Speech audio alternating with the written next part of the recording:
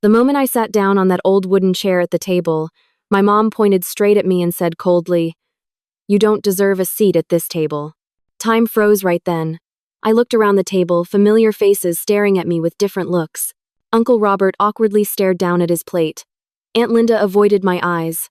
My brother Michael kept his head buried in his phone, pretending he didn't hear anything. And my sister Amanda looked at me like she kind of agreed with what Mom had just said. I'm Jessica Martinez, 34 years old, marketing director at a Fortune 500 company. At work, people respect me. Clients trust me. Colleagues admire me. But here, at this table, in the house I'm paying rent for, I feel like a scolded child. The irony? This table where Mom just said I don't deserve a seat was bought with my salary 2 years ago. The food on the table? I wired her the money this morning. The house we're sitting in? I already paid the $2,400 rent at the start of the month, like always. At that moment, I felt like I was standing at a crossroads with countless paths. For 6 years, I've silently played this role, the daughter who isn't loved but still shoulders the family's finances. I've swallowed harsh words, endured unfair comparisons, and quietly paid for a life I wasn't even welcome in. But tonight felt different. Maybe it was the way everyone looked at me, not with pity, but with agreement toward Mom's words. Maybe it was the fact that I'd just asked if I could bring my boyfriend David for Christmas, and Mom's answer wasn't just no. It came with this public humiliation. Right then, something shifted deep inside me, like spring quietly waking up after a long winter. For 6 years, I believed if I gave enough, loved enough, sacrificed enough, I'd finally be accepted. But sitting here, with Mom's finger still pointed at me like a sentence, I knew I'd been wrong. In that instant, I felt the weight of every choice I'd made. Every time I sent money without asking why. Every time I stayed quiet while being criticized. Every time I told myself, family is everything. All of it led to this moment, the moment I was cast out right in the very place I've been funding. My gut told me tonight would be the night everything changes. Not because Mom will suddenly see my worth, but because for the first time in 6 years, I won't stay silent anymore. I wondered if they even knew that the woman sitting here, rejected and humiliated, is the one who's given them everything they have. And more importantly, if I had the courage to finally let them know the truth. To understand why those words cut so deep, you need to know about the hierarchy in my family, a ranking system not based on love or contribution, but on some bizarre standards only my mom seems to understand. Right after she finished, she turned to my brother Michael on her right with a warm smile that was the complete opposite. "Michael, I heard you've got a new business plan, right?" At that, Michael lifted his face from his iPhone, eyes lighting up. "Yeah, Mom, I've been looking into opening a coffee shop. I think it could be a great opportunity." My body went rigid. This was Michael's 5th business idea in 3 years. Before this, it was a delivery app, then a bike rental service, then a marketing consulting firm, and most recently, a crypto investing YouTube channel. Every single one crashed in months. But in Mom's eyes, they were proof of her son's brilliant entrepreneurial spirit. As soon as she praised him, Uncle Robert nodded in approval and told everyone, "Michael's always got creative ideas. He's gonna make it one day." The pain in my chest spread like fire. Michael's 31, still living at home with Mom, never holding a steady job for more than 6 months, and his savings couldn't even cover coffee for a month. Yet he's the one with potential, while me the one with a 6-figure salary, my own condo, and a team of 15 to manage, is the disappointment. Right after praising Michael, Mom turned to my sister Amanda across the table with just as much sweetness. "And Amanda, didn't our Sarah do really well in her tennis match last week?" Amanda smiled proudly. "Yes, Mom. Sarah won the finals in her school tournament, and James just got promoted to senior manager." Hearing that, Mom clapped her hands in delight and told everyone, "See? Now that's real success. A happy family, talented kids." I pulled back a little in my chair, trying to process what I was hearing.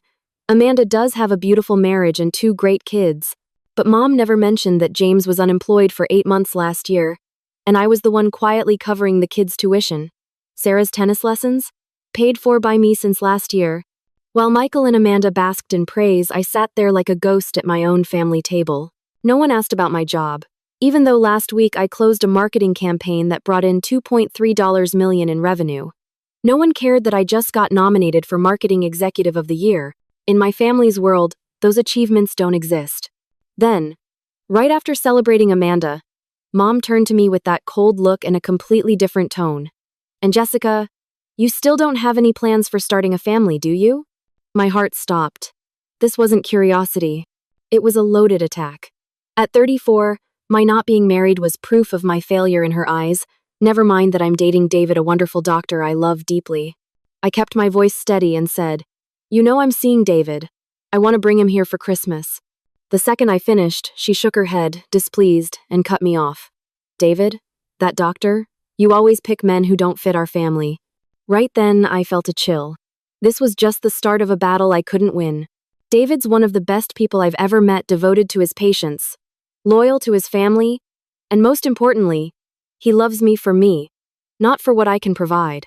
But to my mom, he'll never be good enough simply because I chose him. As I tried to process that sting, Cousin Sarah spoke up from the end of the table, her tone sharp.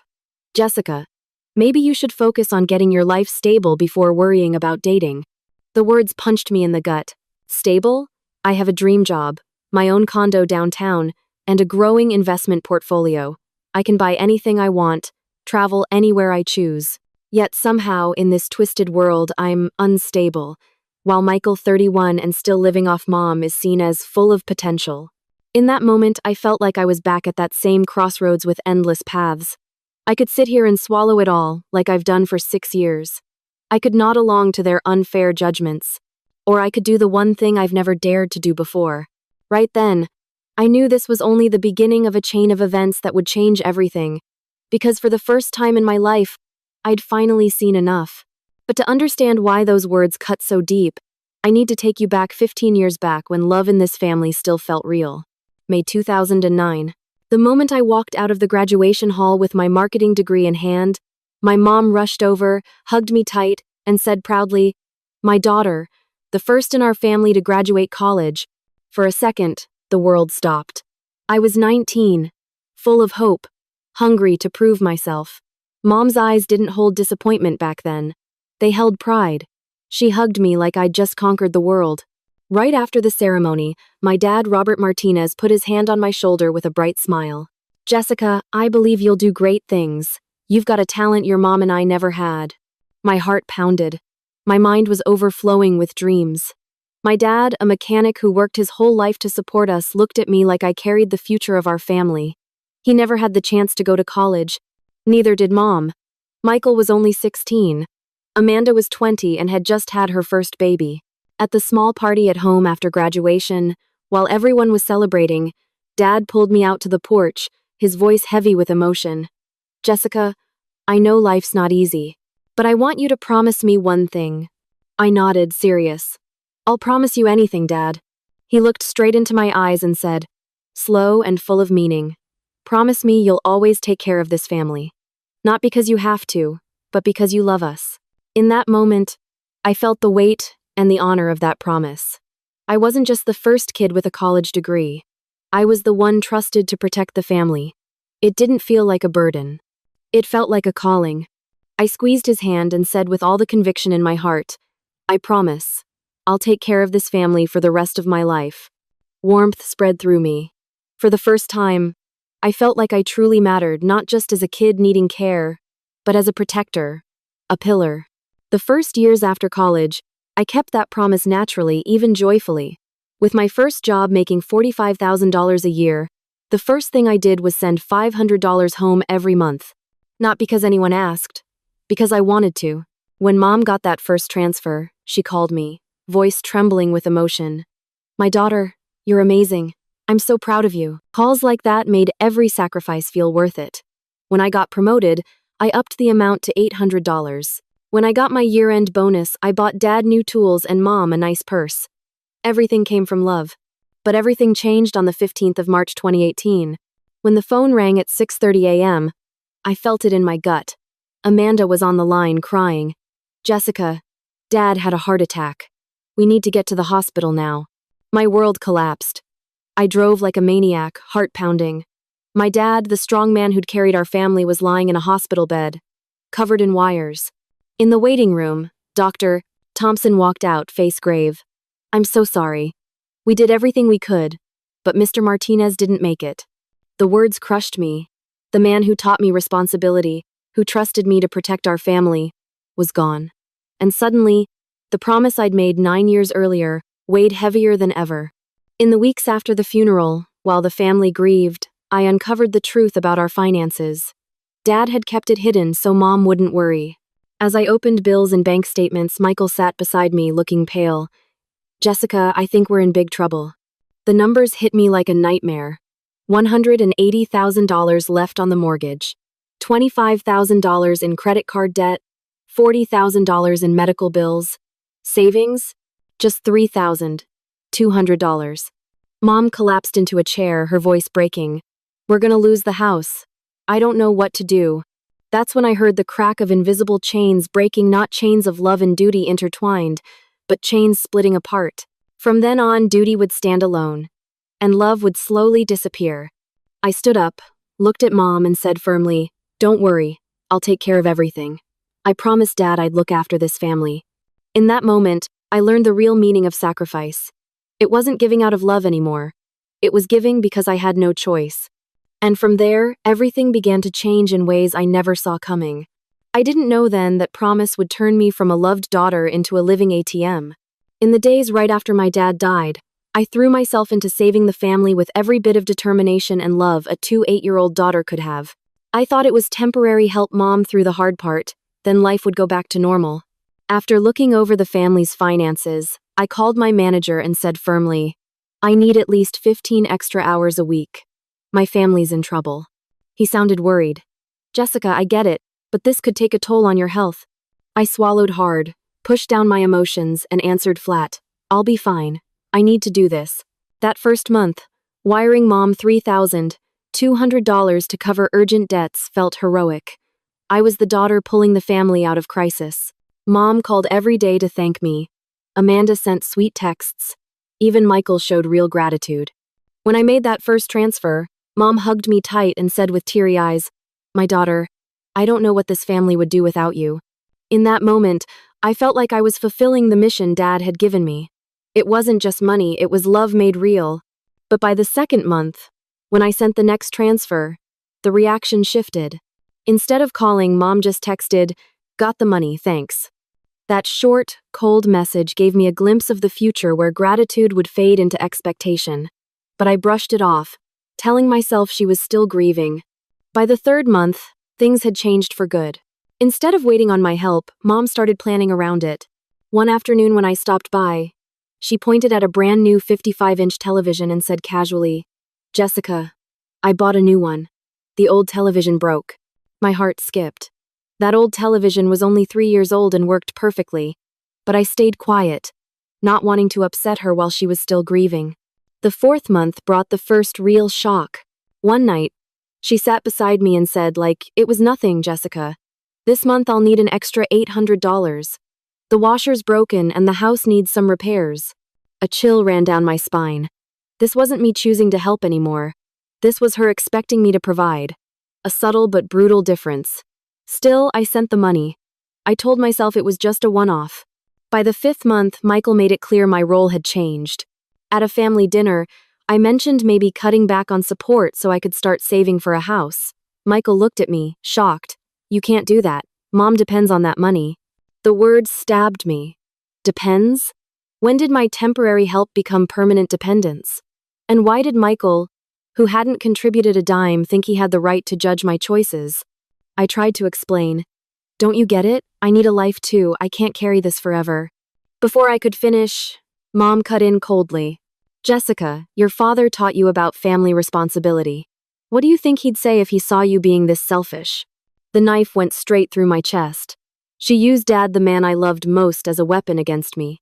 That was the first time I realized the love in this family had turned toxic. By the second year after Dad's death, the change was complete. The thank yous disappeared.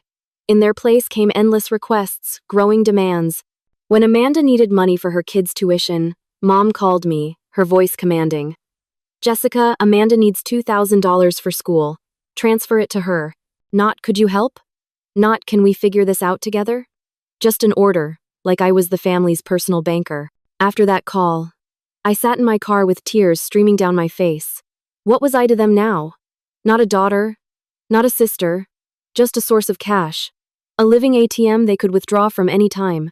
Year 3 brought the cruelest realization. At Mom's birthday party, while everyone praised Michael's latest entrepreneurial spirit, I tried to share a work success. The moment I started talking about the project I'd just finished, Mom cut me off. Jessica, can you not talk about work? Today's supposed to be a happy day. Right then, I understood a brutal truth. In my family's eyes, I had value only when I stayed quiet and sent money. My success, my dreams, my life, they didn't matter. I was just the money machine. The years that followed only proved it. Michael got lazier, knowing I'd cover everything. Amanda asked for more, treating my help like a given. And Mom? She transformed into someone who not only expected my sacrifice but felt entitled to it. By then, I knew the path I chose at 28, love and responsibility, had led me somewhere I never wanted to be. I'd become the one being used in my own family.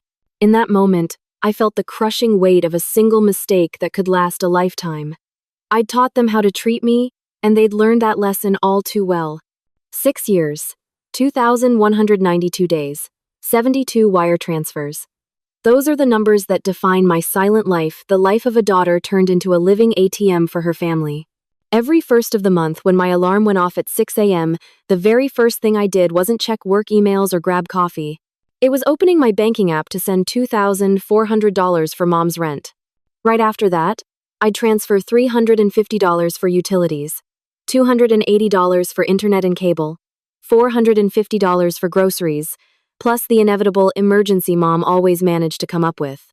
Every month, the total ranged from $3,200 to $3,800, depending on which crisis hit. Washer repair $400, new tires $600, dental work $800. There was always something, and I was always the one covering it.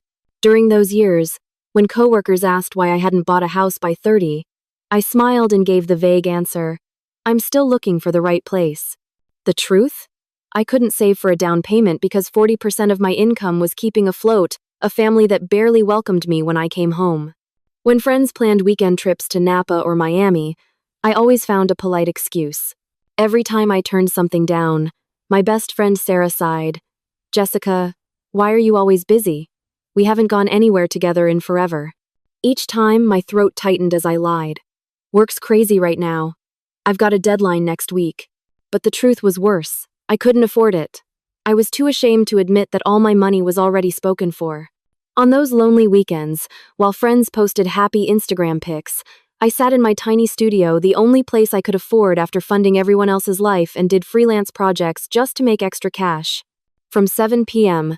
to 1 a.m., I sat hunched over my laptop cranking out brochures, writing copy for small businesses, editing presentations, anything that could bring in another $200, $300 a week. In those long nights, with the glow of my screen on my tired face, I often whispered to myself, is this really the life Dad wanted for me? Then the phone would buzz. Mom calling, cheerful, to tell me about Michael's breakthrough in his 6th business plan, or that Amanda had taken the kids to Disneyland, a trip funded indirectly by the money I'd sent to help them through a rough patch. Every call felt like swallowing glass, hearing about joys my money created for others, while I ate ramen for the 3rd time that week. In year 4, I was offered a new job, $95,000 a year, a huge jump from $78,000. I thought this was my chance to finally breathe. The day I signed the contract, I called Mom, thrilled. Mom, I've got good news. I just got promoted, and a big raise. Her response blindsided me. That's wonderful. So starting next month, you can increase what you send. I've been wanting to renovate the kitchen. It was like ice water poured over my head. That wasn't congratulations. That was a calculation. Right then, I knew I'd never escape this cycle. No matter how much I earned, no matter what I achieved, I'd only ever be measured by how much money I could hand over. That month, instead of enjoying the reward of my new job, I sent $4,200 to cover the renovation project. Mom had already started planning the moment she heard about my raise. Year 5 brought the harshest reality check. At a family dinner, Michael was being praised for seriously considering applying to an MBA program. I tried to share my biggest career win, that my team had just landed a $5 million contract. Before I could finish, Amanda cut me off, annoyed. Jessica, can you not talk about work all the time? We're here to enjoy family time. Mom nodded in agreement. Exactly. Jessica always thinks she's so important. You need to learn some humility. It felt like a slap across the face. Me, the one paying for this house, this dinner, even the clothes Mom was wearing, was arrogant just for speaking about my success. Driving home after that dinner, I kept the car in silence. No radio, no calls. Just the sound of the engine and my thoughts echoing. That's when I finally understood my role in the family. I was there to give money and keep quiet. I wasn't allowed to have opinions. I wasn't allowed to feel proud. I was only allowed to exist as a source of funding. Year 6 this year pushed me to the breaking point. When I mentioned wanting to introduce David to the family, Mom reacted like I'd suggested something outrageous. On that call, her voice turned cold. Jessica, you always choose men who don't fit. You should focus on getting your life stable first. The words spun in my head. Stable? I had a thriving career, a healthy relationship, and enough income to support the entire family. By what measure was that unstable? The truth was, Mom didn't want me to have happiness of my own because it would threaten her place as the center of my world, the primary recipient of my time, energy, and money. That's when something cracked inside me. Not a simple heartbreak. It was the collapse of an entire belief system I'd built over the past 6 years. And in that collapse, a quiet voice rose up inside. It's time to bring these silent sacrifices into the light. I've had enough. In that moment, I realized maybe I'd loved the wrong way. And maybe it was time to teach my family the real value of that love. The 15th of November, my mom's birthday, was planned by me like I was a professional event coordinator. I booked a table at Romano's Italian restaurant, her favorite spot, for 12 people. The bill was $847 to make sure everyone had a night to remember. And of course, I was the one paying for it all. When I walked into the restaurant at 6 p.m., the family was already gathered around the big table. Mom sat in the center like a queen, Michael and Amanda on either side, the aunts, uncles, and cousins arranged in a perfect circle. Only one seat was left, the chair at the very end of the table, farthest from Mom, like it had been placed there on purpose. When I sat down, Uncle Robert smiled and said warmly, Jessica, you look great. Work going well? For a moment, I felt a little warmth and answered, Thanks, Uncle. I just wrapped up a big project last week. But before I could finish, Mom cut me off, flat and dismissive. Enough about work. Today's my day. It felt like a slap, but I swallowed it and nodded silently. During appetizers, I sat and listened as Mom praised Michael for his amazing vision for a coffee shop business. He painted a picture about creating a community space and artisanal coffee experience. Everyone nodded like this was some groundbreaking idea, as if no one had ever thought of opening a coffee shop before. Then Amanda took the spotlight, sharing details about their amazing family vacation in San Diego. She showed photos on her phone, talked about the resort, and the kids' excitement over seeing dolphins. Everyone was charmed, commenting about family values. What no one mentioned was that this amazing vacation had been funded by the $3,500 in emergency money I wired Amanda last month when she claimed James was sick and they needed help with medical bills. When the main course was served, I decided to try one more time to connect with the family. This was Mom's birthday dinner, and I wanted to share something important. As everyone twirled pasta on their forks, I gathered my courage. Mom, I've got something I'd like to tell everyone. She looked at me, impatient. What is it, Jessica? With the whole table watching, I smiled and announced, I want to introduce David to the family this Christmas. We've been together for 8 months, and I think it's the right time. Silence dropped over the table like a heavy blanket. Every pair of eyes shifted from me to Mom, waiting for her reaction. She set her fork down with a sharp click and said in a voice like ice, David, that doctor? My heart pounded, but I kept my composure. Yes, Mom. David's a wonderful person. I think the family will really like him. She leaned forward, her tone dripping with contempt. Jessica, you always have terrible judgment when it comes to men. You really think he belongs in our family? He doesn't understand our values. The words burned, but I tried to explain. You haven't even met him. If you'd just give him a chance. She cut me off completely, her voice final. You've embarrassed this family enough.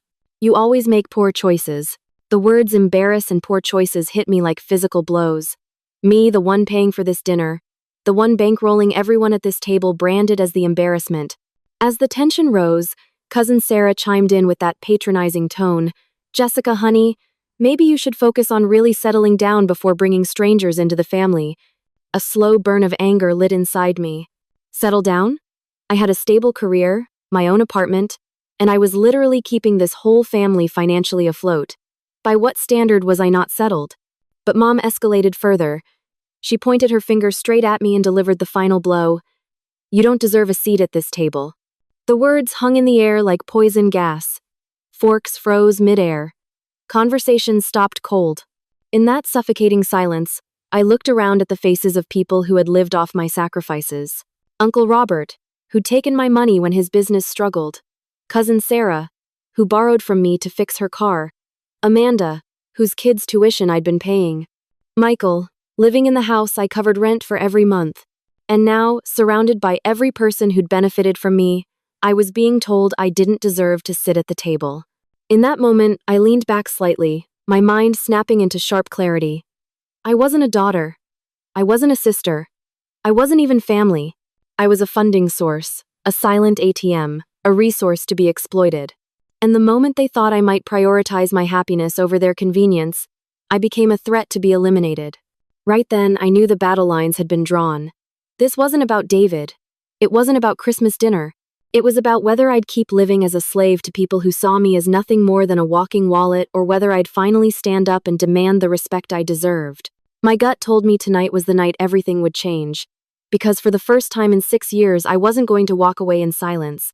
I was going to show them exactly what happens when you bite the hand that feeds you.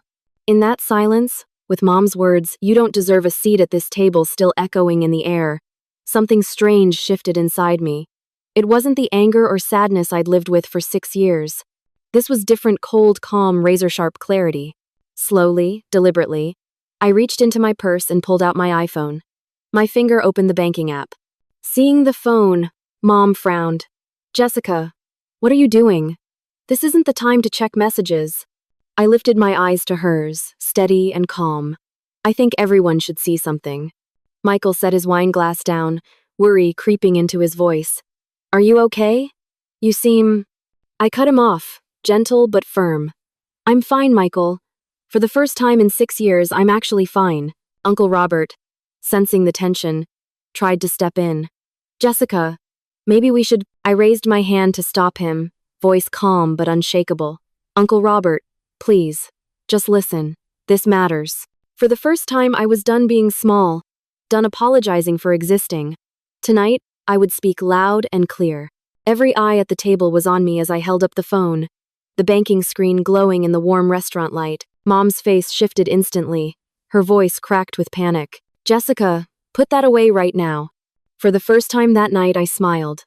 No, Mom. No more secrets. It felt like stripping off an invisible armor I'd been wearing for years, the armor of silence, compliance, letting others define my worth. Amanda jumped in sharply, trying to control the moment. Jessica, what are you doing? This is Mom's birthday. I turned to her, my voice calm but cutting. Exactly, Amanda. And I think this is the perfect gift, the truth. Cousin Sarah leaned forward, her tone pleading. Jessica, just relax. We can talk about this later. I locked eyes with her. Later? I've been waiting for later for 6 years, Sarah. Tonight is now. While they tried to stop me, my finger scrolled through the screen, pulling up the long trail of monthly transfers. Mom stood, her voice sharp and commanding. Jessica, if you don't put that phone away right now, you can leave. The threat washed over me like cool water. I stood slowly, phone still in hand, my voice stronger than it had ever been. You know what, Mom? For the first time in my life, you're right. Maybe I should leave. My heart raced. Not with fear, but with exhilaration. I was finally about to do what I'd wanted for so long, speak the truth. Uncle Robert rose, his voice serious. Both of you, sit down. We're family. I gave him a sad smile. Do you really want to know how this family actually works, Uncle Robert? Mom's voice cracked one last time, desperate. Jessica, don't be foolish. Don't do something you'll regret. I met her eyes, feeling a strange lightness, and said, The only thing I regret is staying silent this long. I knew there was no going back. What I was about to reveal would change the family dynamic forever. But for the first time in 6 years, I wasn't afraid of change. This was it, the moment of truth. And I was ready for everyone at that table to finally see the person behind all those monthly transfers. In that instant, I knew I had found my voice again. With the calm of a lawyer presenting the biggest case of her career, I held my phone high so everyone could see the screen. As I scrolled through the transaction history, Mom suddenly lunged toward me, panic in her voice. "Jessica, don't do this. This is family privacy." I stepped back, steady. "Privacy? You're talking about privacy when you just humiliated me in front of everyone?" The first line glowed on the screen.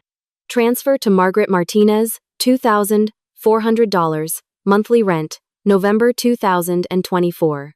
Uncle Robert gasped, voice shaky. "Jessica, this is your mom's rent?" I nodded, calm. "That's right, Uncle. Not just this month. Keep looking." I scrolled again. "Transfer to Margaret Martinez, $2,400, October 2024, $2,400, September 2024, $2,400, August 2024. Cousin Sarah covered her mouth, whispering, "Oh my God. Jessica, how long have you been doing this?" I met her eyes. 6 years, Sarah. 72 months, not one missed. Amanda jumped up, face pale. "That's not true. Mom would never take that much from you." I kept scrolling. "Transfer to Margaret Martinez. Utilities, $350. Emergency medical, $1,200. Car repair, $800. Line after line lit up like blows landing on the table. Michael, stunned, finally found his voice. You paid for all of this?" I turned to him, flat and emotionless. "Not just this, Michael. I paid for all of us." Then I switched screens and pulled up another record. Transfer to Amanda Rodriguez. Emergency fund, $3,500, October 2024. Amanda gasped. "That was a loan! I told you it was a loan!" I looked straight at her. "A loan? How much have you paid back, Amanda?" Silence. We both knew the answer. I kept going. Transfer to Amanda Rodriguez. Kids' school supplies, 600. Birthday party, $450. Summer camp, $1,200. Each line hit harder than the last. Uncle Robert finally broke his silence, voice trembling. "Jessica, are these numbers real?" I opened the calculator app right there on the table. Monthly rent, $2,400 times 72 months, $172,800. Utilities averaging $350 for 72 months, $25,200. Emergency funds, medical bills, car repairs. Mom's voice cut in, frantic. "Jessica, stop this, you'll regret it." I froze the calculation and met her eyes. "Regret? You know what I regret? Not doing this sooner." I finished the math. Total transferred over 6 years, $208,750. The table went dead silent. Forks midair, glasses untouched.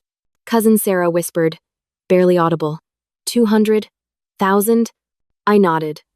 $208,750. That's the price of being called an embarrassment and told I don't deserve a seat at this table. Michael's face was drained of color. "Why didn't you ever say anything?" A heavy sadness washed over me. "Because I thought it was love, Michael. I thought this was what family meant." Uncle Robert stood, his voice rising. "Margaret, how could you do this? How could you take advantage of your own daughter?" Mom went defensive, her voice sharp. "I didn't take advantage. Jessica owed us. After everything I've done for her." "Owed?" Uncle Robert's voice thundered. "What do you think she owes you, after sacrificing her entire life for this family?" The air shifted. Family members who had sat frozen now turned on Mom. Cousin Sarah's eyes filled with tears. "Aunt Margaret, how could you? Jessica gave up her life to support us." Amanda tried to step in. "Don't judge, Mom. You don't understand the situation." But Michael cut her off, anger in his voice. "Situation? You mean the situation where Jessica worked 2 jobs to keep this family afloat while we criticized her?" The chaos swirled, but I stood steady in the center of it all, calm as stone, watching as the truth finally broke through the lies. Mom tried one last time, shouting over the storm. All of you benefited from what Jessica did. Don't act like you didn't know. Uncle Robert slammed his hand on the table. Benefited? You told us you had insurance money. And there it was, the truth laid bare. The lies, the manipulation, the exploitation, all exposed in the harsh light of numbers that couldn't be denied. And in that moment, I realized this was never just about money. It was about dignity, about respect, about the right to be treated like a human being instead of a walking ATM. Sometimes the truth doesn't set you free. It burns everything you thought you knew to the ground. But from those ashes, you finally get the chance to build something real. After the final numbers landed, the dinner table turned into the epicenter of a family earthquake. Everyone's eyes locked on my mom, no longer with reverence or fear, but with shock, disappointment, and in some cases, raw anger. The moment she realized she'd lost control, Mom stood up, her voice shaking but still trying to sound powerful. You're all overreacting. Jessica has a duty to take care of this family. Uncle Robert, who had always backed her, slammed his hand on the table. Duty? Margaret, you're talking about duty while humiliating the daughter who sacrificed everything for you? Hearing her biggest supporter turn, Mom panicked. Robert, you don't understand. Jessica makes good money. She can afford. Cousin Sarah cut her off, her voice dripping with disappointment. Afford? Aunt Margaret, you think money gives you the right to treat Jessica like an ATM? As the clash escalated, I just stood there, strangely calm, watching the storm unfold around me. For the first time in 6 years, I wasn't the one under attack. Michael finally spoke, his voice heavy with guilt. You really did all this by yourself. You never said a word to me. I turned to him, steady.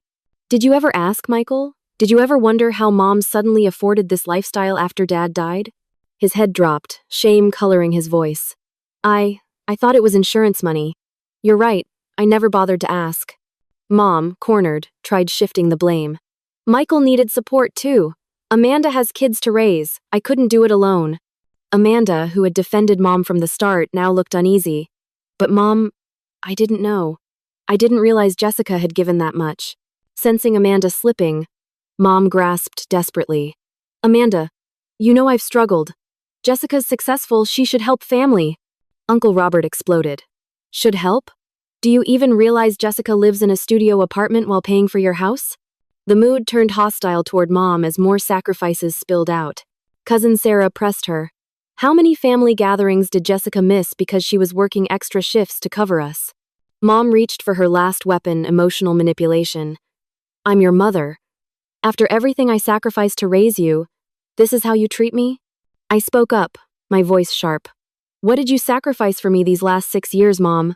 What did you give up while I worked 70-hour weeks to pay your bills? She snapped back. I raised you. I fed you, clothed you, gave you life. You owe me everything.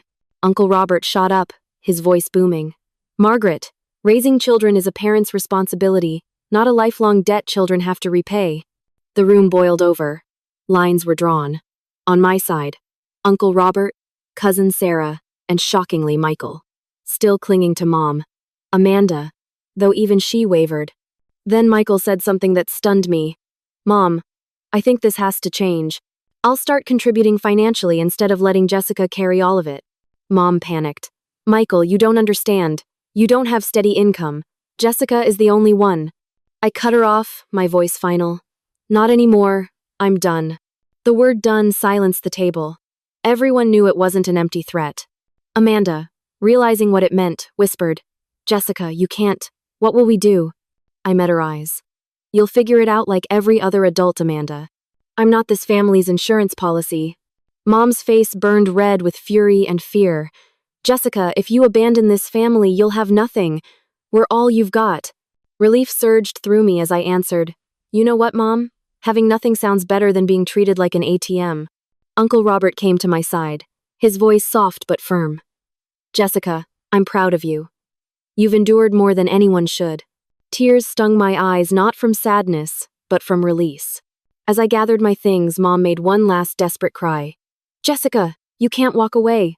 Family doesn't abandon family. I turned back, my voice steady, my final words sharp as glass. You're right. Family doesn't abandon family.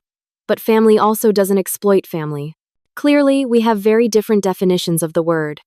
And just like that, the earthquake was complete. The foundation of our family had cracked beyond repair. Some ties might survive, but the old dynamic was gone forever. And in that moment, I knew. Sometimes destruction isn't just necessary, it's the only way to rebuild something healthier, something real. When I stepped out of Romano's that night, the November air slapped me awake. For the first time in 6 years, I took a deep breath, not because I felt free yet, but because I finally knew exactly where I stood. Before I could start the car, my phone rang. Michael. I picked up, and his voice shook. Can you come home? We need to talk. I sat there, engine off, and answered, Talk about what, Michael? About how you knew I was paying for everything and stayed silent? He sighed. You're right. I suspected. I just didn't want to face it. I was a coward. For the first time, I didn't feel anger toward him, just a heavy sadness for a relationship built on lies and willful ignorance. 2 hours later, Uncle Robert called. Jessica, his voice cracked. I owe you an apology. I should have seen the signs years ago. My throat tightened. You don't need to apologize. You didn't know. I kept it all hidden. No, he cut me off firmly. I'm the adult. I should have asked questions. I should have protected you. The next day, the fallout began. At work, my best friend Sarah noticed immediately. She walked up, concern all over her face. Jessica, you look different. What happened? For the first time in years, I told her the truth. I cut off financial support to my family. I don't know how they'll manage. Her jaw dropped. Wait, how long have you been supporting them? That's when I realized not even my best friend knew the scale of what I'd given up. I'd become an expert at hiding it from everyone, even myself. The first week after the truth came out was chaos. Mom called nonstop, leaving voicemails that swung from begging to threatening. In one especially brutal message, she cried, Jessica, I'll lose this house. Do you want me homeless? Do you really want to destroy this family? Each voicemail chipped at my resolve. Guilt was the strongest drug I had to quit. But then Michael surprised me. He texted, I got a second job. I'll cover part of the bills. I'm sorry for letting you carry this alone. Reading that, I felt a flicker of hope. Maybe the crisis would finally force others to step up. Amanda chose another path. She called furious. Jessica, you've destroyed this family. You're selfish. Do you know what this means for my kids? I held the phone away while she vented. When she finally stopped, I said, calm and clear, Amanda, you've got 2 hands and a brain, same as me. You can work, just like I did. 2 weeks later, the real consequences set in. Mom moved into a smaller apartment. Painful, yes, but necessary. When Uncle Robert helped her move, he called me after. She's making a real budget for the first time in years. She's shocked at what life actually costs. Hearing that, I felt a strange mix of sadness and vindication. She was finally learning the value of money I'd handed over so freely. That first month without sending money was the hardest. On the 1st of December, out of habit, I opened my banking app to make the usual transfer. Mom's account was still sitting there in my contacts. My finger hovered over the button. And then her words came back to me. You don't deserve a seat at this table. I closed the app and instead transferred the money into my own savings. For the first time as an adult, I kept my whole paycheck. It felt strange, part freedom, part guilt, part exhilaration. 3 months later, I had enough for a down payment on a better apartment. Moving from a studio into a 1-bedroom felt like a massive upgrade. The day I moved, Michael showed up to help carry boxes. He looked at me and said softly, You deserve this place. You deserve everything you've earned. That's when I finally let the tears fall, not tears of pain, but of healing. 6 months after the restaurant showdown, the family dynamic had completely reshaped. Uncle Robert and I were closer than ever. Michael was stepping into real responsibility. Amanda still carried resentment but had started working part-time. And Mom? She learned to live within her own means. When we spoke on the phone, conversations were still tense, but the demands for money were gone. The price of truth had been high, relationships fractured, trust broken, comfort zones shattered. But the gains were priceless. Self-respect restored, boundaries set, honest connections finally possible. That's when I understood. Truth doesn't always set you free right away. Sometimes it locks you in a cage of guilt and chaos first while it quietly builds the foundation for real freedom. And in that moment, I knew something else too. Love should never cost you your dignity, and sacrifice should never be invisible or unappreciated. That was the day I finally learned the difference between being used and being loved. 6 months after that night at Romano's, I was standing in my new one-bedroom downtown apartment, looking out the big window at the city lights below. For the first time as an adult, I was living in a space I could truly afford without sacrificing anything. I just poured myself a cup of coffee and settled onto my new sofa when the doorbell rang. David stood there with a bag of pastries and his warm smile. I opened the door, grinning. "You're up early, future Dr. Martinez?" He walked in, set the pastries on the counter, and said, "I wanted breakfast with the strongest woman I know before heading to work." Hearing that, warmth spread through me. It was the first time in years anyone had called me strong instead of selfish or unworthy. Over breakfast, he told me about a young patient he'd saved the night before. As I listened, I realized this was what I'd been craving all along, a relationship built on give and take, not just endless giving. At 9 a.m., my phone buzzed. Michael's weekly call. "Hey," he said, pride in his voice. "I just got promoted to shift supervisor at the warehouse. Starting next week, I'll be able to send Mom another $600 a month." I felt genuine joy for him. "That's amazing, Michael. You've really changed." He sighed head. "You know what? For the first time in my life, I feel like a real man. I'm not depending on you anymore." That's when it hit me. By cutting off my financial support, I hadn't just freed myself. I'd forced others to finally grow up. That afternoon, I toured houses with a realtor. At 34, for the first time, I was seriously considering buying my own home with my own savings. As we stood in a cozy place with a little backyard, the realtor smiled. "This would be a great investment for a single professional like you." I smiled back and corrected her. "I'm not single. I have a wonderful partner. I just want to buy a home with my own money." Saying that filled me with pride. I didn't need to define myself by whether I had a man. I was whole with or without a relationship. That evening, Uncle Robert stopped by with an update on Mom. He sat down and told me, "Guess what? Your mom found a part-time job at the local bookstore. First time she's worked in 30 years. I blinked. "She got a job?" He nodded. "She needed extra income to manage the apartment. And honestly, she seems happier. Having a purpose outside of depending on you." I realized then, by cutting her off, I'd accidentally given her back her independence. That weekend, I hosted a small dinner in my new apartment. David, Sarah, a couple coworkers, and to my surprise, Michael with his new girlfriend. As everyone gathered around my dining table, the one I'd bought with my own paycheck, I looked around and felt a deep sense of satisfaction. Sarah lifted her glass. A toast to Jessica for teaching us all the courage it takes to fight for what we deserve. Tears pricked my eyes, but this time they were tears of joy. Michael leaned over and whispered, "You taught me that real love should never cost someone their dignity." I squeezed his hand, realizing sometimes the most loving thing you can do for your family is say no. Later that night, David and I stood on the balcony, city lights stretching out before us. He asked softly, "Do you regret it?" I thought for a moment, then answered, "I regret waiting so long, but I don't regret finally doing the right thing." And that's when it hit me. New beginnings don't mean erasing the past. They mean building a future on the foundation of self-respect and real connections. In that moment, I realized the table I thought I didn't deserve to sit at was never mine to begin with. Now, I had a table of my own, one where I was valued, respected, and loved for who I am, not for what I can provide.